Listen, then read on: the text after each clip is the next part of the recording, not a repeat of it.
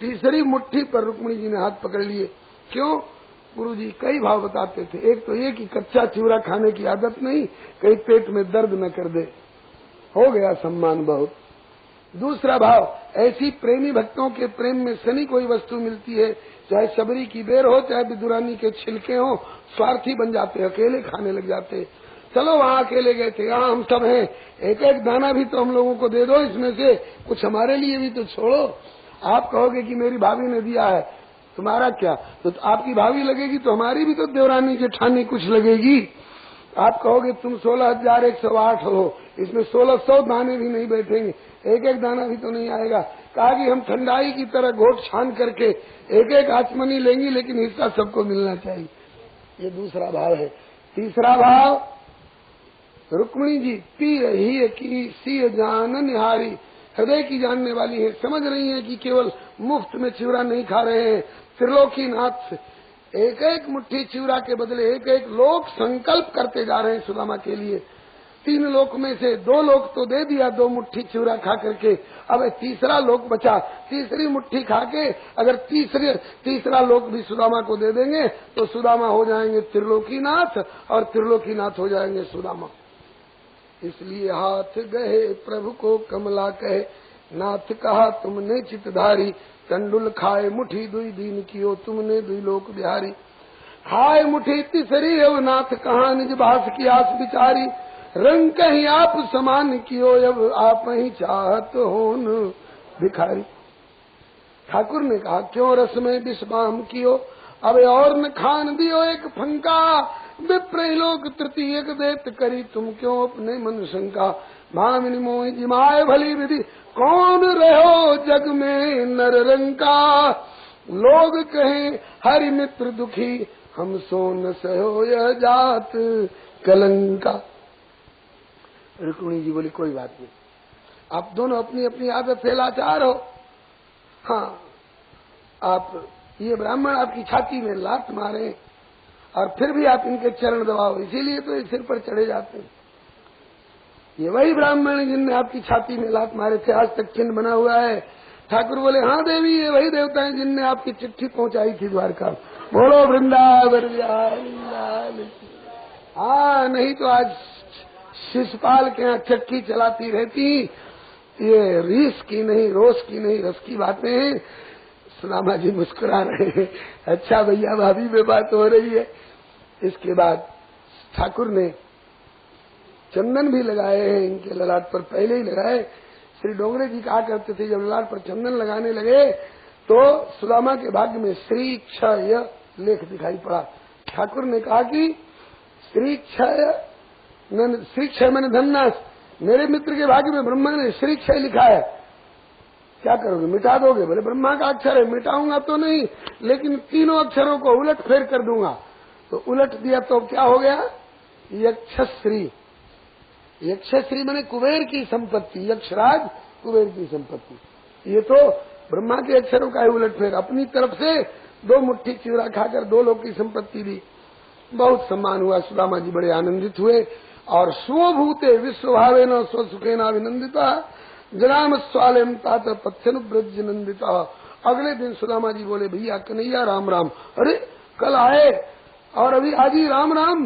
बोले हाँ, तुम्ही ने तो कहा है कि श्रवणात् दर्शनात् ध्यानात् मयि भाव अनुकीर्तनात् न तथा सन्निकर से न प्रतियात ततो ज्ञान। नजदीक रहने से प्रेम कम घट जाता है। तो अब चले, तुम्हारी भाभी चिंता कर रही होगी। अच्छा भैया आते जाते रहियो। कहा कि हम ही आते जाते रहेंगे कि तुम भी कभी आओगे? हम तो आए लिए, अब तेरी बारी है। कहा कि चल आऊंगा। कहा कि जल्दी कृपा करियो। कहा चल तेरे पहुंचने की देरी है। हथेली पर एक फूटी कौड़ी भी नहीं दी, घर पर 2 लोग की संपत्ति दे रखी है। हाथ पर क्यों नहीं दिया? इसलिए कि सुदामा कुछ चाहता नहीं है, इसको देंगे तो झगड़ पड़ेगा। हमने कब तुमसे चाहा? बहुत कीन प्रभु लखन सी नहीं कछु केवट ले, तो विदा कीन करुणा है तन भक्त विमल भर दे। उसी तरह का औरंगाबाद भगत है ये। और अगर दे भी देता हूँ तो रास्ते के कोल भी लोग लूट लेंगे, घर तक पहुंच कहाँ पाएगा। इसलिए बीमा घर पर 2 लोग की संपत्ति। सुदामा बस्ती में आए तो सुदामा मंदिर देखी डरे, यहाँ होती मेरी राम मड़ैया, यहाँ कहाँ के भूप उतरे, सुदामा मंदिर देखी डरे। कहाँ गई मेरी नारी सुशीला, यहाँ कहाँ के भूप उतरे, सुदामा मंदिर देखी डरे। सोचा कि मेरी अनुपस्थिति में किसी जालिम, जोरदार, जबरदस्त जमींदार अथवा राजा महाराजा ने मेरी झोपड़ी उजाड़ के फेंक दी और अपना सोने का महल बना लिया। रतन जटित घर देख के चकित भयो मनमाए, जय समान त्रिलोक में और ठोर कहना। अब आगे बढ़े, पूछे कि सुशीला कहाँ गई, किसी से पूछे ये किसने मकान बनवा लिया। इतने में सुशीला की दृष्टि पड़ी महल के ऊपरी भाग से, दासियों से बोली कि जल्दी उन्हें ले आओ, नहीं तो कहीं आगे न बढ़ जा। पंडित जी को बुलाओ जल्दी से। दासियों ने जाकर, पंडित जी पधारो, महारानी जी बुला रही हैं। वो बेचारे क्या पता कौन महारानी बुला रहे, बोले कि एक महाराजा से मिल के आए तो झोपड़ी गई, अब महारानी काहे को बुला रही, अब मेरी लोटा डोरी छीनने के लिए महारानी बुला रही। इतने में सुशीला आई और आकर के पहले तो आरती उतारी, नीचे ताकते रहे। हमें क्या मतलब किसी राजा रानी की ओर देखने से। जब सुशीला ने आरती उतारने के पश्चात आवाज लगाई कि ठाड़े क्यों मंदिर पगुधारो, मन ते सोच करहु अब नारो। आवाज पहचानी, बोली है सुशीला। हाँ ना था आपकी सुशीला, अरे तू ही महारानी कहला रही है, तू महारानी हो गई, हम पंडित जी रह गए। बोले आपकी कृपा से, दीनदयाल के अनुग्रह से। कहा इतनी संपत्ति कहाँ थे, सोने के महल। बोले प्रभु प्रेरित विश्वकर्मा आए, 3 मंदिर पलमाई बनाए।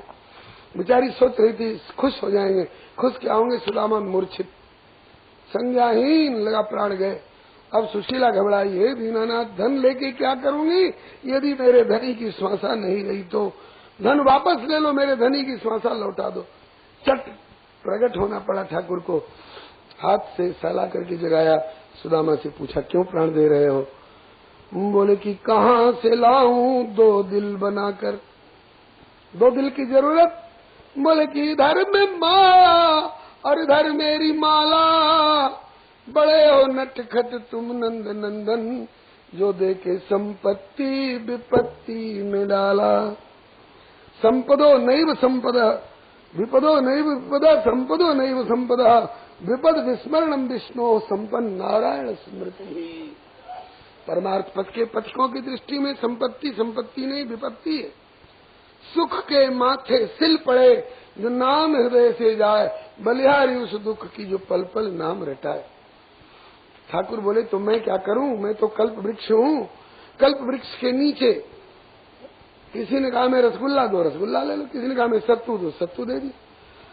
तो एक ही घर में 2 मत हैं, भैया चाहता है कि हम दरिद्र बने रहे और भाभी कहती है कि साईं इतना दीजिए, जा मैं कुटुंब समाए, मैं भी भूखा ना रहूं, कोई साधु न भूखा।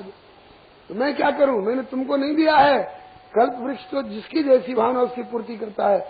सच बता भैया सुदामा, मैंने तेरे हाथ पर एक फूटी कौड़ी भी दी थी क्या। बोले नहीं। तो कहा कि तुम मेरे ऊपर क्यों नाराज हो रहा है, मैंने तुमको दिया है थोड़े, मैंने तुमको नहीं दिया है। तो किसको दिया है। कहा कि जिस भाभी ने चाहा था उस भाभी को दिया है। सुदामा जी हंस गए, भाभी का नाम लेकर मेरे गले मड़ रहा है, मैं और तेरी भाभी दोनों बटे हुए हैं, छल कर रहा है। कहा कि भाभी संभाल लेगी। कहा कि भाभी से कह दो वही संभालेगी। क्यों भाभी समझ जाएगी। कहा कि आपकी कृपा रहेगी तो समझ जाएगी। समझा समझो कर आतिथ्य स्वीकार करके ठाकुर विदा हुए।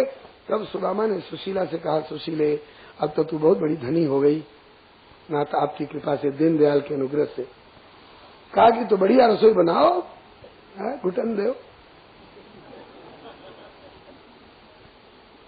बोले क्या बनावे। बेचारी ने सोचा कि आ गए मोह ममता के लपेट में, क्या बनावे, खोआ का मालपुआ बनावे कि छेने की जलेबी बनावे कि बादाम की बर्फी बनावे। अरे राम राम राम राम, जो साधारण सेठ साहूकार राजे महाराजे खाते वही हम भी खाएंगे। इतनी बड़ी संपत्ति पाके, 2 लोग की संपत्ति मिली फिर भी हमें वही खाएंगे जो और लोग खाते हैं। तो क्या खाओगे। अरे ऐसी रसोई बनाओ जो आज तक कोई किसी ने नहीं खाई हो। बोलो क्या बनावे। बोले चांदी की रोटी बनाना। और कहा कि सोने की दाल बनाना, और ये आलू बैगन, टिंडी भिंडी दुनिया खाती रहती है, हीरे की तरकारी बनाना, और जीरा मेथी का छौंक दुनिया लगाती है, तुम मोतियों से छौंक लगाना। सुदामा जी ने कहा कि बावरे तो नहीं हो गए? बोले क्यों? कहा कि त्रिलोकीनाथ को न्योता मिलता है बरसाने से सर्वेश्वरी श्री राधा रानी की तरफ से। तो कौन चीज का? उड़द की दाल, गेहूं के फूल का,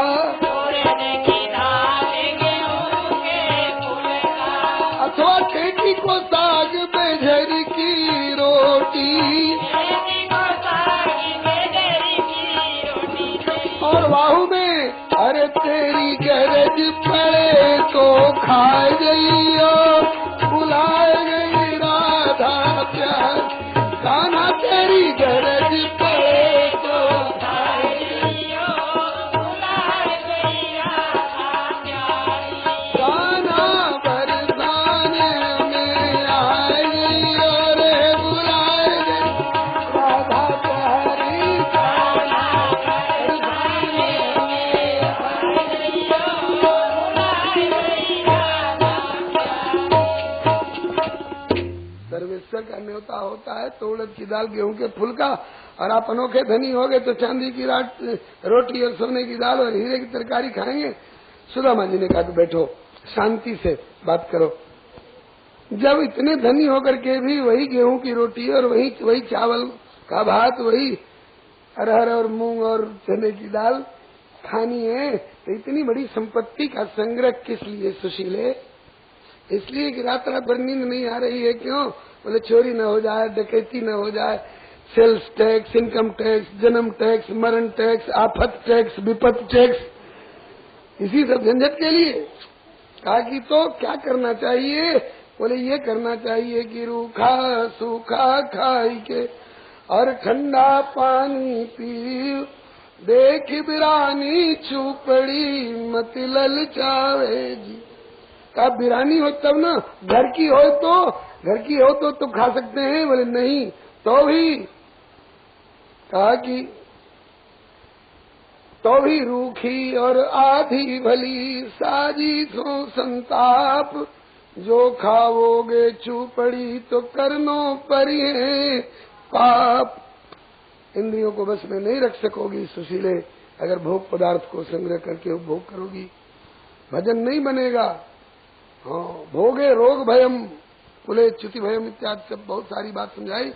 सुशीला ने कहा कि तो इतनी संपत्ति मिल गई, इसको क्या करना चाहिए? कहा कि ये करना चाहिए कि अपने दुख में रोने वालों मुस्कुराना सीख लो, औरों के दुख दर्द में हमदर्दी दिखाना सीख लो। जो खिलाने में मजा वो आप खाने में नहीं, जिंदगी में तुम किसी के काम आना सीख लो। कर गरीबों का भला और बदनसीबों पर रहम, सेवा में भगवान है यदि दर्शन पाना सीख लो। न काम तेरा हो भलाई और मुख में प्रभु का नाम हो, बस इसी जीवन में तुम जीवन बनाना सीख लो। लाभ चाहो तो कर भला, इधर से पढ़ो तो लाभ और उधर से पढ़ो तो भला, इधर से पढ़ो तो याद और उधर से पढ़ो तो दया। लाभ चाहो तो कर भला, चाहो दया तो याद कर, सुन समझ सदगुरु बचन कुछ नेकी कमाना सीख लो। धोखा मिलेगा एक दिन झूठे जगत के प्यार से, तो प्यार किए बिना न रहा जाए तो बोले प्यार कर सत्संग से गोविंद गाना सीख लो। जिंदगी में तुम किसी के काम आना। गरीबों में, दिन दुखियों में, साधु संतों में लुटाओ और सादा जीवन उच्च विचार रखो। श्री सुखदेव जी के शब्द हैं, इत्थम व्यवसितो बुद्ध्या भक्तो तीव जनार्दने विषयान ज्यात्यक्षन बूझे नाति लंपट। वही पुरानी चाल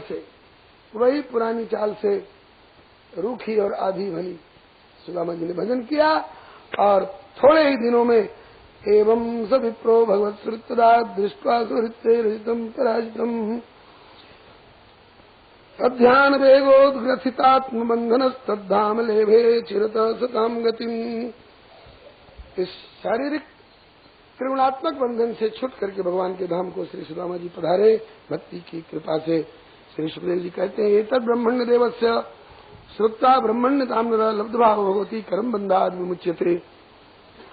भगवान के इस ब्रह्मण्य देवता वाली लीला को और सुदामा जी के संतोष वृत्ति से निष्काम भक्ति के चरित्र को सुन करके प्राणी कर्म बंधन से विमुक्त हो जाते हैं। आगे के अध्याय में वर्णन करते हैं अथैकदा द्वारवत्याम वस्तो रामकृष्ण सूर्यो प्रागस महान आसित कल्पक्षय था। जो आपने सुना था कि 100 वर्ष के वियोग की अवधि थी, श्राप श्रीदामा शिखा का 100 वर्ष पूरा हो गया। 11 वर्ष की अवस्था में ठाकुर जी मथुरा पधारे थे और तब से 100 वर्ष बीत गए। श्याम सुंदर 111 वर्ष के हो चुके हैं। इसलिए प्रभु ने सोचा कि अब हमारा और गोपियों का मिलन हो सकता है, लेकिन मैं जाऊंगा तो केवल मुझसे ही मिलना होगा। इसलिए ऐसा एक मौका और ऐसा एक स्थान चयन किया जाए जिससे सबका सबसे मिलना हो जाए। पत्र भेजकर द्वारका वालों को भी सूचित कर दिया कुरुक्षेत्र चलो सूर्य ग्रहण के अवसर पर।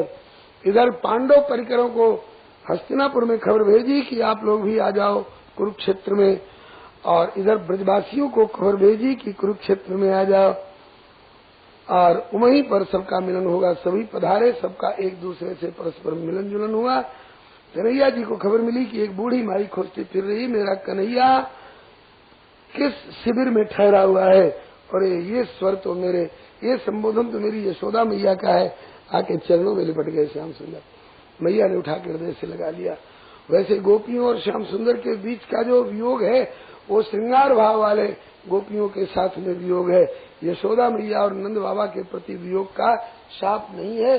श्री पद्म पुराण में वर्णन है कि श्री रुक्मिणी जी के विवाह के समय में न्योता आया और नंद बाबा और यशोदा मैया भी वहाँ पधारे। मिलन होता रहा है और गोपियों का और इनका मिलन अब 100 वर्ष के वियोग के अवधि पूरी होने के बाद मिल रहे हैं।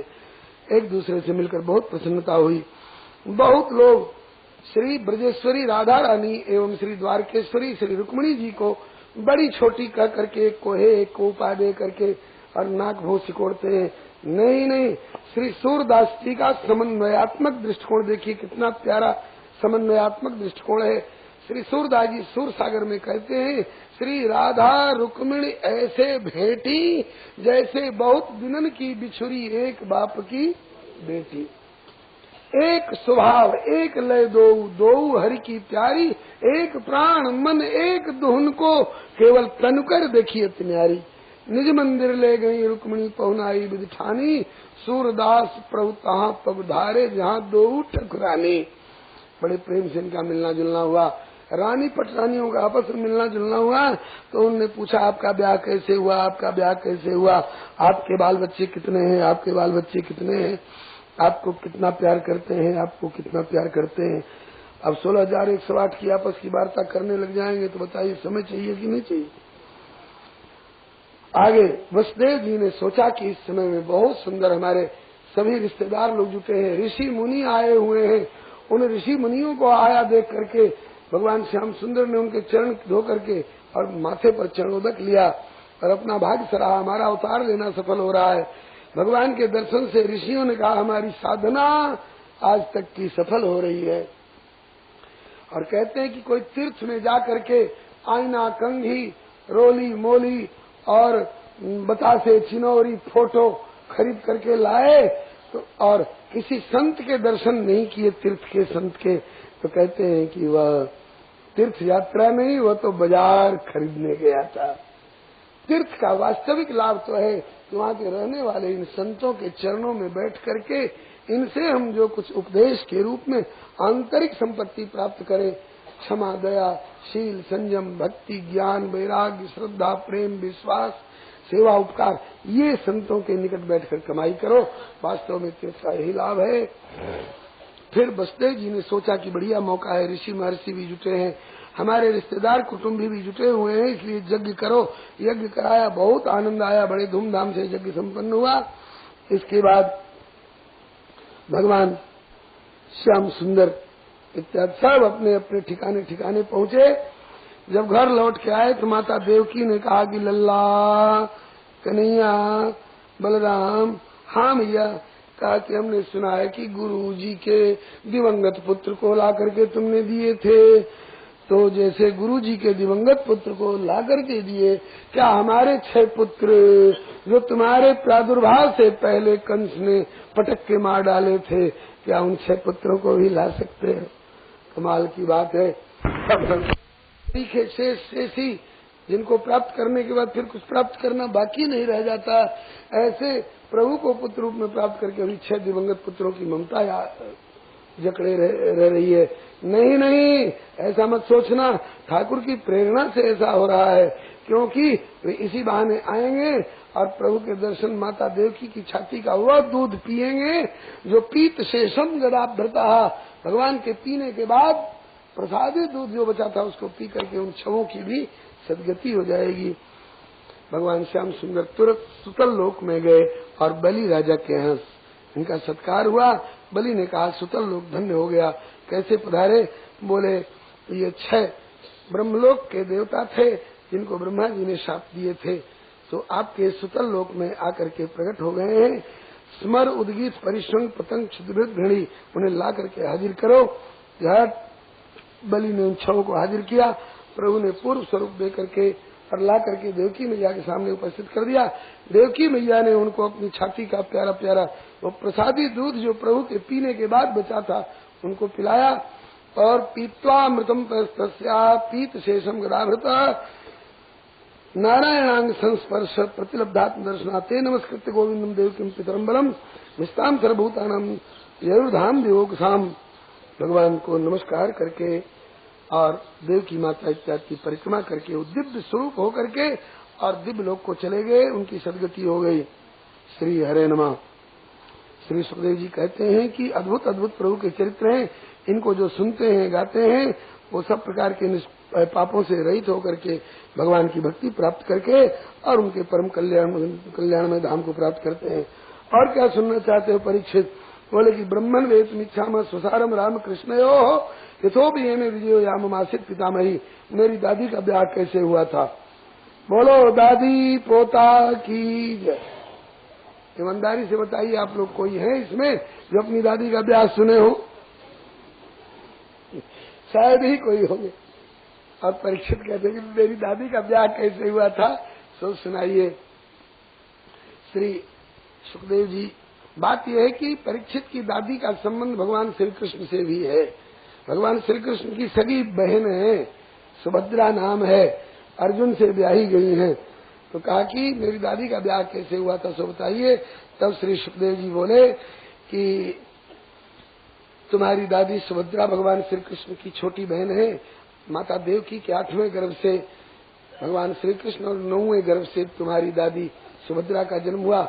जब सुभद्रा बड़ी हुई, ब्याह के जोग लगने लग गई, तो बलराम जी की इच्छा थी कि दुर्योधन के साथ ब्याह करेंगे, लेकिन श्याम सुंदर ने सोचा कि दुर्योधन के पास संपत्ति चाहे जितनी हो, चरित्र नहीं है, चरित्रहीन है, तो ऐसे बेईमान चरित्रहीन के साथ मेरी बहन का ब्याह ठीक नहीं होगा, इसलिए अर्जुन बढ़िया रहेगा। अर्जुन को सिखा पढ़ा करके लाए कि जैसे सावन के महीने में बोल बम वाले लोग खूब पीले पीले केसरिया कपड़े पहन करके और तीर्थ यात्रा को जाते हैं, ऐसे तीर्थ यात्री जैसा भेष बना ले।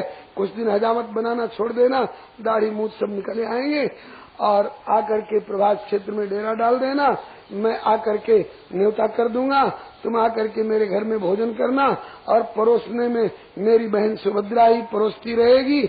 मैं दरवाजे पर रथ खड़ा रखूंगा और जब खूब झिक के जिम लेना तो मेरी बहन को लेके भाग जाना। बोलो भक्तवत्सल भगवान की। ऐसा भैया और ऐसी बहन विश्व के इतिहास में दूसरा मिलने वाला नहीं है। और ऐसी क्या कहते हैं, ऐसा साला और ऐसा बहनोई भी दुनिया में दूसरा नहीं मिलेगा। ऐसी दादी और ऐसा पोता भी दुनिया में नहीं मिलेगा। बोलो भैया बहनी की जय, बोलो साले जीजा की जय, बोलो दादी पोता की जय। अर्जुन तीर्थ यात्री बन करके आए, प्रभास क्षेत्र में डेरा डाला, भगवान कृष्ण ने उनका न्योता कर दिया। आए, अर्जुन जिम रहे थे, सुभद्रा परोस परोस के जिमा रही थी। जब अर्जुन ने झिक के जिम लिया, हाथ पकड़े, बोले चलो, ले जाकर रथ पर उठाया, रथ हाँक दिया। और पीछे बलराम जी को मालूम हुआ कि रे तो अर्जुन था और मेरी बहन को लेके भागा जा रहा है, हल मुसल लेके दौड़े कि अभी खबर लो।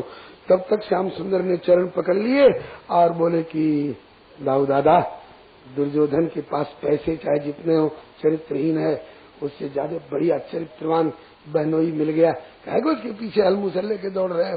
कहा कि जब तुम्हारी इच्छा है तो गम खा के रह जाता हूँ, नहीं तो अर्जुन की खबर ले लेता। बोलो श्री दाऊ जी महाराज की। फिर अर्जुन घर में ले गए और विधिवत पाणी ग्रहण और गठबंधन, सिंदूरदान, भावरी इत्यादि हुई। इस तरह से तुम्हारी दादी का ब्याह हुआ। सुन लिया दादी का ब्याह? हाँ महाराज। बोलो दादी पोता की। आज की कथा यही विश्राम ले रही है और शेष कथा सुनने के लिए कल आइए। कल 8 से 11 के भीतर शेष कथा निवेदन की जाएगी। और अगर हो सकता है कि 11 का 11:15 हो जाए, तो अगर थोड़ी परेशानी भी हो तो कल भर की परेशानी है, फिर परसों से आपको परेशान नहीं करेंगे। श्री कृष्ण गोविंद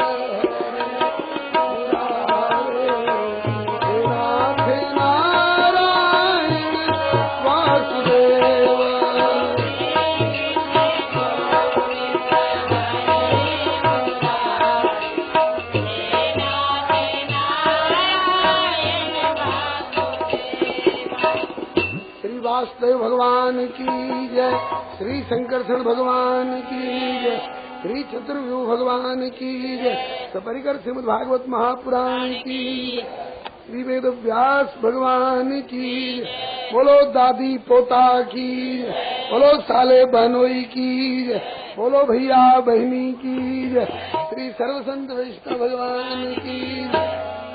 भजो राधे कृष्ण राधे कृष्ण राधे गोविंद, भजो राधे कृष्ण राधे कृष्ण। केशव जी कल्याण गिरिधरन, छबीले लाल केशव जी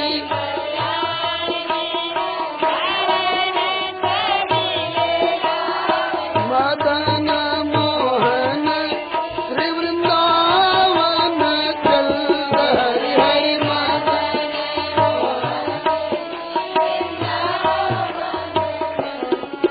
भजो राधे कृष्ण राधे कृष्ण, देवकी को छैया बल भजी जी को भैया लाल, देवकी को छैया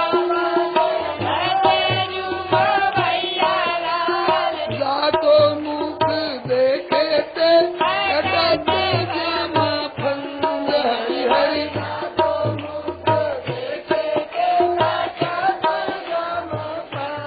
भजो राधे कृष्ण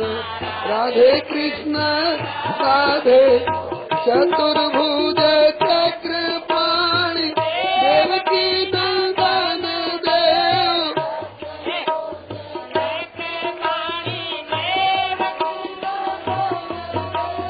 नंद को नंदैया स्वामी, असुर निकंद हरि हरि। नंद को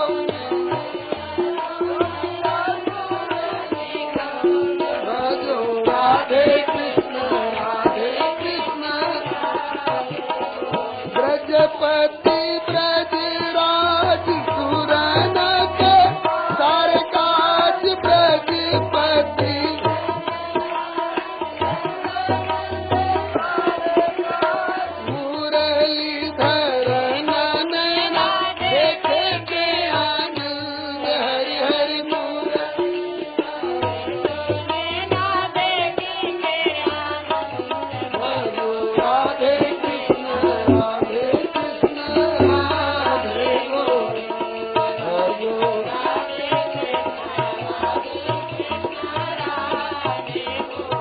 यादव पति यादव राय संतन सदा सहाय यादव पति यादव राय संतन सदा सहाय हरि ऐसे गावे स्वामी परमानंद हरि हरि ऐसे गावे स्वामी परमानंद भजो राधे कृष्ण राधे गोविंद भजो राधे